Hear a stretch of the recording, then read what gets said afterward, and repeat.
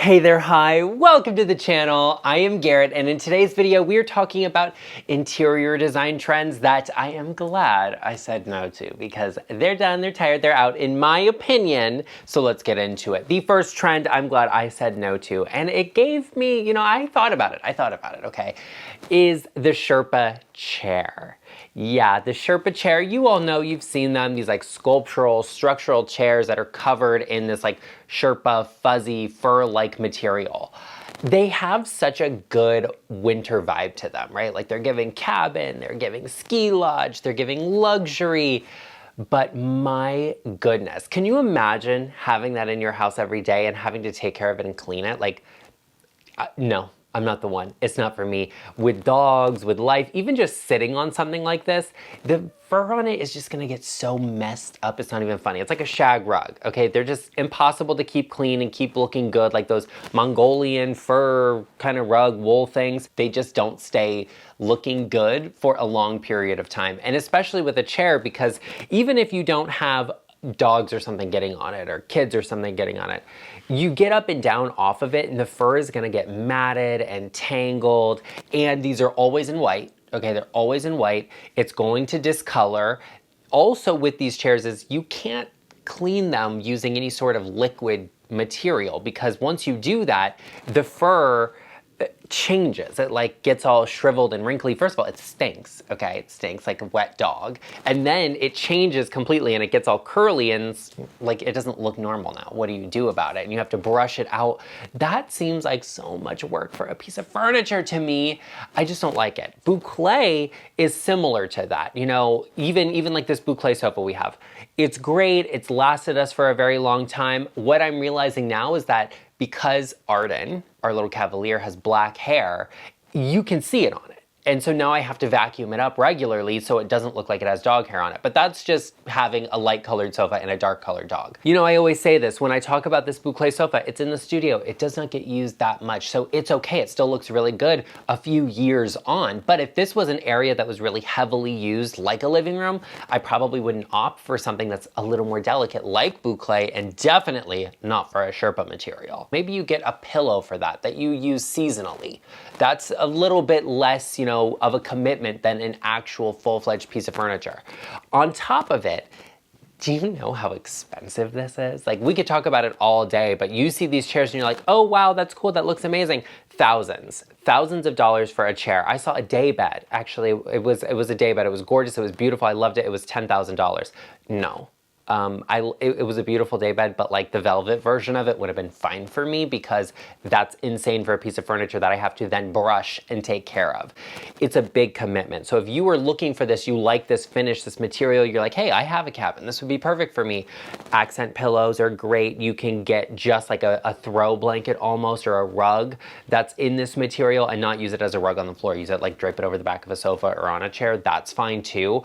Some sort of smaller area is less of a commitment. A bench that you're really not going to use that often, nobody's going to sit on, that's a good place for this, because it doesn't require a lot of commitment to take care of it if it's not being used like that. So trends sometimes are just about being different for the sake of it. It's not all about like what's actually functional, what's a new and innovative design. It's just something that's different for the sake of that, and I don't think anybody needs it. I'm glad I didn't go for these, because aesthetically they look good initially, and then everything goes downhill, and that's just not for me. When it comes to buying furniture for your home, if you're getting good quality pieces, it's not inexpensive. It's a big commitment. And what I find is that most of the clients I work with, they really want me to have a look at what it is they're thinking about. So they're finding the right pieces or materials that have the good quality that they need and will actually be long lasting. And a lot of times we also talk about, is something trending? Is it dated? Is it timeless?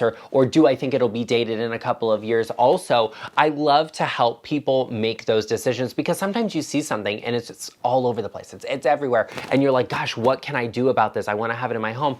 And it's not always the right thing, and you need a realistic take on that. So if you're in the position where you are decorating, you're designing, you are doing any home renovations, you are making any big commitments when it comes to your home, and you need a little bit of advice, spending a little bit of time with me using the link in the description box down below or going to intro.co/GarrettLeChic could save you a lot of headache, heartache, and money in the long run. So be sure you check it out in the link in the description box down below. And remember, the times listed are in your time zone. Okay, another trend that people love that I am so glad I didn't do is all of the variations of Clutter Core.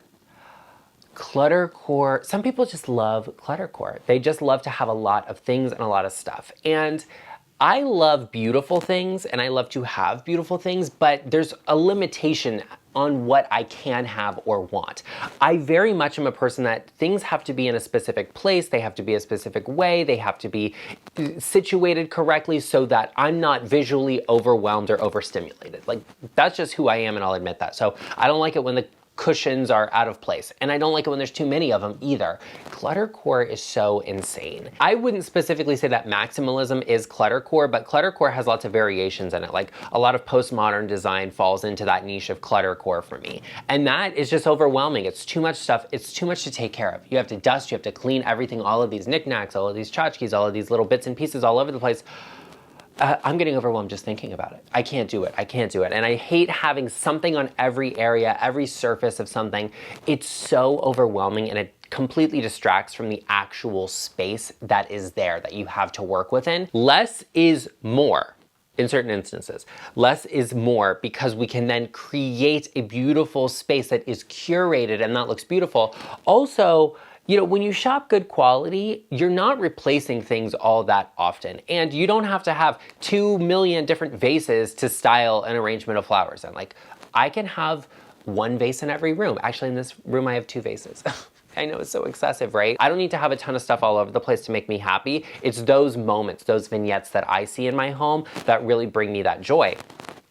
And that's what is more important to me, is I want to have a space that I can actually be in, I can enjoy looking at, that is not going to be overwhelming to me. So Clutter Core is just way too much for me. There's too many niches of it. I mean, it literally broke off into Clown Core. Clown Core? No, I don't think so. Clutter Core is a little bit too much for me personally. I think it's one of those trends that people are gonna start realizing, like, oh, this is too much. Like, it's not Clutter Core anymore, it's like Hoarding Core. And I think that's a little too much. Another major design trend I am glad I said no to is actually limewash. And here's the thing about limewash. I have a love-hate relationship with it because it does look beautiful in the right circumstance, in the right home, in the right instance. I think it's beautiful. And I'm not gonna sit here and say, like, it's a terrible trend, it's horrible, it's horrific, and nobody should be doing it, because honestly, I see it sometimes and I'm like it's giving, like, maybe I should do that.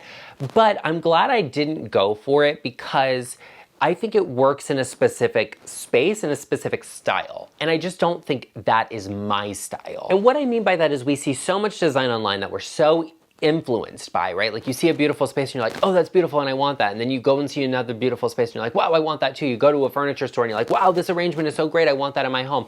And not everything is right for you. It's not right for your home or your personal style. And when it comes to limewash, for me, when I see it and I really enjoy limewash is when it's color drenched almost. When somebody lime washes, you know, like they take it from their crown molding to their baseboard, like all of that lime washed I think is so beautiful. Even lime washing a ceiling, those spaces are just so, you know, soft and elegant, and they're beautiful to me. And I think it looks really good if you're going for minimalism, you're going for organic modern, you're going, even if you want to warm up a contemporary space, lime washing everything, doing like color drenching and lime wash can be so beautiful. But in my home, it's a colonial, it's just more traditional, and I actually am okay with that. And you can modernize things just through the furniture and the styling of pieces. It's not all about like, oh, you know, you can't have any moldings, everything has to be this, like color drench everything, paint everything white. It doesn't have to be that. I would rather see something that's more classic. Like in this room, for example, I did a two-toned white paint job because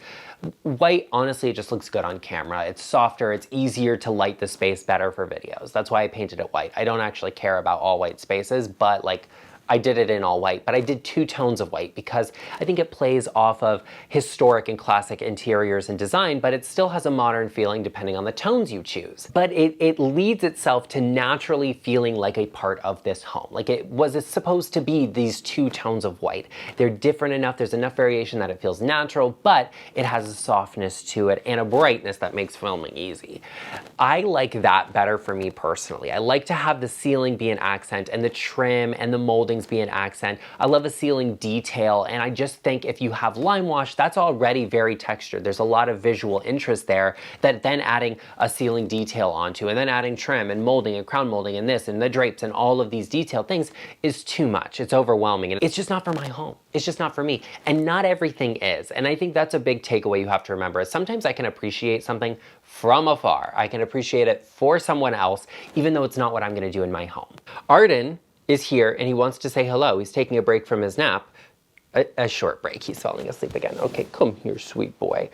Arden wanted to pop in and say, while not every design style is for everyone, something that is for everyone is a beautiful cavalier. Oh, but you're for me the most, right? Oh, the savagery of dodging that kiss. You're such a stinker, Arden. You're such a stinker. Okay, Arden is here for everybody, and he's also here to tell you that you should take a moment and hit the subscribe button because there's a little something here for everyone, including Cavaliers, and you should join us. Become a part of our LeChic family. Help us on our journey of reaching 100,000 subscribers and joining us. Isn't that such a good idea, Arden? Yes, I absolutely agree. Join us, become a part of our LeChic family, and if you've made it this far in the video and you haven't already, I would greatly appreciate if everyone could give this video a like. 1 like equals 1 kiss for Arden. And you're gonna let this puppy dog go unkissed? That's just savage. Oh, there was another like. Oh. That was cute. Okay, back to the video and back to the nap, right? The next interior design trend that I am glad I said no to, that I just see too much of and I'm done with, and it works in some spaces and some homes. You know, like I am that person. I genuinely believe that there is an instance where everything works. There is a style where every trend is timeless. And so when I'm working with a client, if I think something is gonna work for them, I'm gonna tell that to them. Whether I think it's something that is typically dated or not, or something, if it improves their home, I'm gonna recommend it. The thing I'm glad I said no to are arches. Arches are just everywhere. Arches are absolutely everywhere. Everybody wants an arch door opening. And I get it because, you know, it's different. It's not just a typical square opening, but there's a reason I don't love arched openings. And there's a reason I don't like drywall openings either. And the reason is because you cannot transition paint colors between those spaces naturally. I prefer a cased opening, just because the case opening means I can transition between colors easier. I have a client who, she arched some of the openings in her house, but we did everything in like a 3-tone of blue paint job, and it actually ended up being super, super interesting and very elevated. But you know, she wasn't transitioning colors between spaces. She was doing the same one everywhere, so a drywall opening worked for her. And the reason I think the arch worked in that instance too was because that one doorway was significantly taller than all of the other ones, because the ceiling was vaulted there. It was just a big tall opening, and it was like the arch fits because it's not competing with the shape of the other openings. But having an arched opening is accessible to most people in spaces, so they'll be like, oh, I can't do arch doors, I'll do this. But then you have a square door. So make that make sense, because now the arch looks smaller than the square opening on the door, and it just, the scale of it is completely off for me. I just don't like it. It just doesn't feel natural to me. If you have one big oversized door or opening that you want to close in or you want to add an arch onto, okay, just make sure it's taller than all of the other doors. That way the scale feels the same, because like I said, arches feel smaller than a normal doorway. In my opinion, I just don't love every single arched opening I see. It doesn't bring me joy every single time. Same thing goes for windows. I don't think every home needs to have an arched Palladian style window. Sometimes it just doesn't make sense and it doesn't really look good in the space, and it's just designed for the sake of it. Arches for me, it's just not necessary to achieve great design. And I think a lot of people think it is, or they need to add it in because that's what is so great and everybody's doing it. Yeah, it's a softer shape, but it's not always a necessary shape, and sometimes it actually brings the feeling of that entrance or that doorway down. It makes it feel a little smaller, and that's not always ideal. Another trend I am so glad I said no to, I'm so glad I said no to, and I work with clients all of the time to get rid of or elevate, is gray and white. What is there to say about all gray and white? All gray and white can just feel so cold. It just feels so cold and impersonal.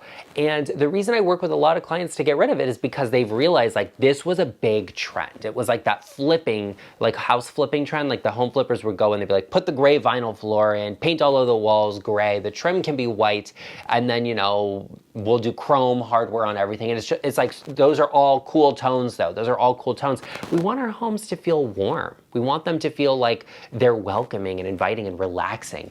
And gray, cool toned gray isn't always relaxing, okay? It doesn't always feel like soft and welcoming. And when you pair all gray and white with cool toned lighting, like really bright, like 5,000 Kelvin lighting, it's literally insane. It feels like a hospital. It feels so bright, so harsh, so cool. I can't do it. I couldn't live in a space like that. And I'm glad I never went with it. I am not a gray hater though. Gray has a really wonderful place in design and in homes. It serves as a beautiful contrast to warm tones in a space. Like if all of the tones in your home are tans and camels and beiges, having a gray moment in there, a warm tone base gray, not a taupe, but a gray, can be so chic and feel so interesting and have a tailored like effect on a space. It can make it look like it's really meticulously thought out and sculpted. Gray also looks so beautiful on upholstery. A upholstered piece of furniture in a gray fabric looks gorgeous. So I love gray, and used in the correct instance, it is a very, very wonderful color. But when it's used absolutely everywhere or in all cool tones, it's just so harsh. It's so much. If I had like a cool toned gray floor and I was bringing in taupey colors, I would look for a mid-tone brown that led a little bit more ashy in its tone. That way it doesn't feel too warm, but it also is not cool at all. So those kinds of things transition away from colors. And then we can accent with stronger warm tones like a camel tone. That's a beautiful color to transition away from gray to, because gray and camel naturally contrast each other, like a cool tone gray and camel. They look really good together, and that's a strong contrast you can bring in to really refresh a space and to pivot away from a cool tone. And warmer toned whites are really great. A brighter, warmer tone white. I wouldn't say bring in like a creamy color, but a fresh, bright white that has a slight warm base to it always is going to be a good transition away from cool tones. And last but not least, make sure the lighting is warm toned. 3,000 is kind of the coolest of lighting temperature I'll go. 2,700 is where you can get LED lights that look the same as an incandescent bulb. So that's where I like to stick to, but you can do 3,000 overhead and then 2,700 in lamps and light fixtures. That's a really good way to warm up a space that feels very cool toned, and it makes it feel so much more inviting and welcoming, authentic. Well, there you have it, everybody. I'm so glad I avoided these design trends. They are not anywhere near my home. But let's talk about some outdated trends that are making your house look old. Be sure you check out this video right over here to avoid them, get rid of them, and refresh your space. And I will see you over there.